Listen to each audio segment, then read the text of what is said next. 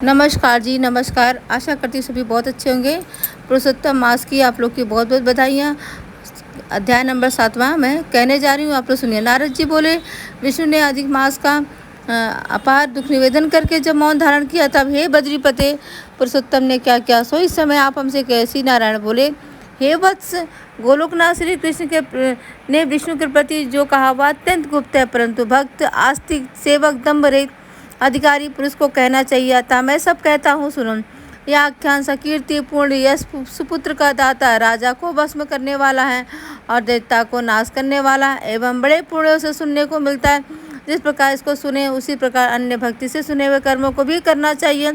श्री पुरुषोत्तम बोले, हे विष्णु, आपने बड़ा अच्छा किया जो मलमास को लेकर के यहाँ आए। इससे आप लोग में कीर्ति पावेंगे। आपने जिसका उद्धार स्वीकार किया, उसको हमने भी स्वीकार किया, ऐसा समझे।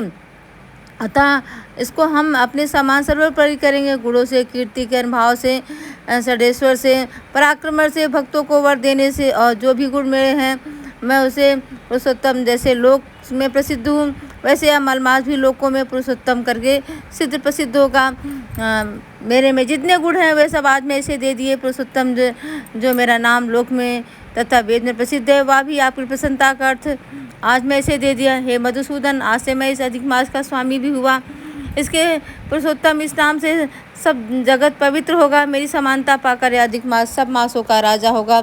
यह अधिक मास जगत पूर्व एवं जगत से वंदना करवाने योग्य होगा। इसकी पूजा व्रत जो करेंगे उनके दुख दारिद्र का नाश होगा। चैत्र आदि सब सकाम है, इसको हमने निष्काम किया है। इसको हमने अपने समान समस्त प्राणियों को मोक्ष देने वाला बनाया। जो प्राणी सकाम अथवा निष्काम होकर अधिक मास का पूजन करेगा और अपने सर्व कर्मों को भस्म कर निश्चय मुझको प्राप्त होगा।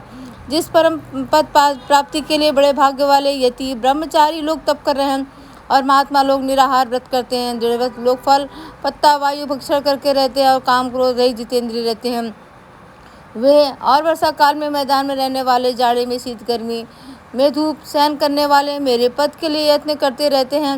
हे गरुड़ध्वज, तब भी वे मेरे अव्यय परम पद को नहीं प्राप्त होते, परंतु पुरुषोत्तम के भक्त एक मास में ही व्रत से बिना परिश्रम जरा मृत्यु रहित परम पद को पालेंगे। यह अधिक मास व्रत संपूर्ण साधनों में श्रेष्ठ साधन है और समस्त कामनाओं के फल की सिद्धि को देने वाला है। अतः इस पुरुषोत्तम मास का व्रत सबको करना चाहिए। हल से खेत में बोए हुए बीज जैसे करोड़ों गुणा बढ़ाते हैं, तैसे मेरे पुरुषोत्तम मास में किए हुआ पुण्य करोड़ों गुणा अधिक होता है। कोई चातुर्मास आदि या करने से स्वर्ग में जाते हैं, वह भी भोगों को भोगकर पृथ्वी पर आते हैं, परंतु जो पुरुष आदर से विधि पूर्वक अधिक मास का व्रत करता है, वह अपने समस्त कुल का उद्धार कर मेरे में मिल जाता है।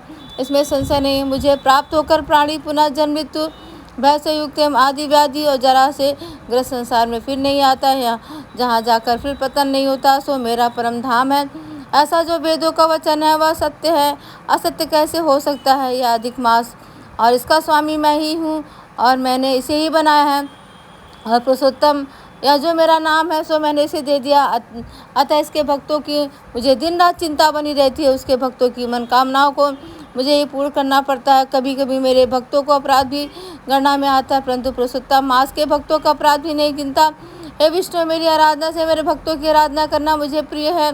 मेरे भक्तों की कामना पूर्ण करने में मुझे कभी देर नहीं होती, किंतु मेरे मास के जो भक्त हैं उनकी कामना पूर्ण करने में मुझे कभी विलम्ब भी नहीं होता।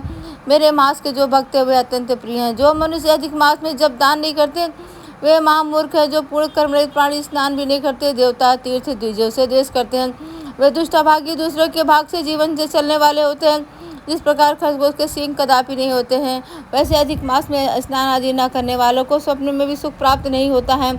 जो मूर्ख मेरे प्रिय मलमास का निरादर करते हैं और मलमास में धर्माचरण नहीं करते, वे सर्वदा नरकगामी होते हैं। प्रतीति से बस पुरुषोत्तम मास प्राप्त होने पर जो प्राणी धर्म नहीं करते वे कुंभी पाक नरक में गिरते हैं और इस लोक में दुख रूप अग्नि में बैठे स्त्री पुत्र पौध आदि को से बड़े भारी दुखों को भोगते हैं। जिन प्राणियों को मेरा पुण्यतम पुरुषोत्तम मास अज्ञान से व्यतीत हो जाए, वे प्राणी कैसे सुखों भोग सकता है।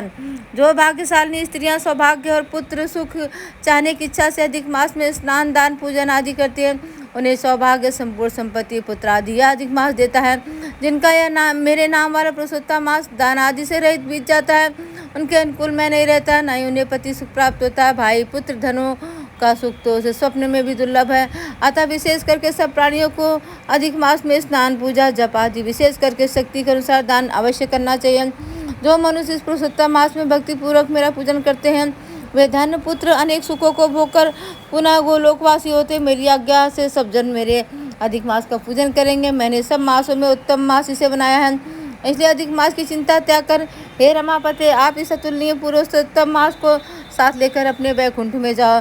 श्री नारायण बोले। इस प्रकार भगवान श्री कृष्ण के मुख से रसिक वचन श्रवण कर विष्णु अत्यंत प्रसन्नतापूर्वक इस मल मास को अपने साथ लेकर नूतन जलधर के समान श्याम भगवान श्री कृष्ण को प्रणाम कर गरुड़ पर सवार हो शीघ्र ही वैकुंठ के प्रति चल दिए।